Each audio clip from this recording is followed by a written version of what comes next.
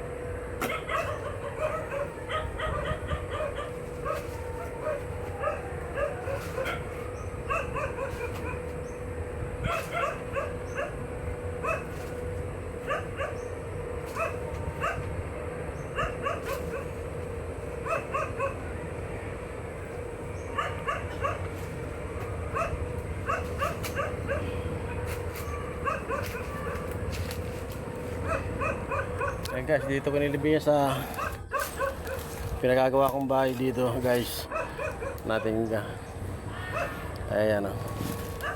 Ayan po siya nilibing. Kawawa naman po, para kang tao. Nakakayak po yung pagkamatay niya. Ayan guys, malalim na paglilibing ni Kikay. Nagkasakit po siya kasi nung nag-uulan. Kahapon kumakain pa po siya, bigla na lang lata. Pumasok ka dito. Pumasok ka dyan. Wala na, yan. Oo, wala nga. Yan mo na yung salamin ko, baka mabasag pa. Dyan o, ilagay mo dyan o. Dali na.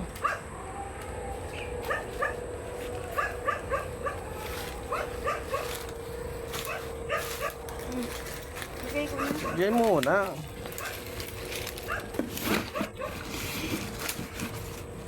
Yan guys, si Kikay po. Ganun mo yung ulo na, Aisel. Yan po, ano na po yung ano niya. Kikay, paalam ha. Miss you, Kikay. Miss ka namin. Pumutan mo sa'yo, ganun naman ang pumut. Sige pa.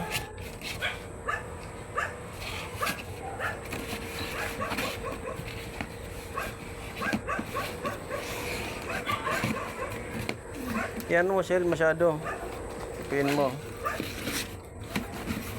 Di ba ito napipi? Sige. Sige, lagay mo na.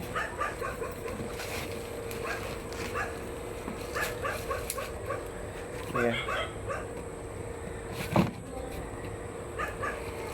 Ayan po siya. Okay. Nalibing ko na po si Kikay. Ayan na po. Kikay, ingat ka po. Lagi yes. Mamiss ka namin.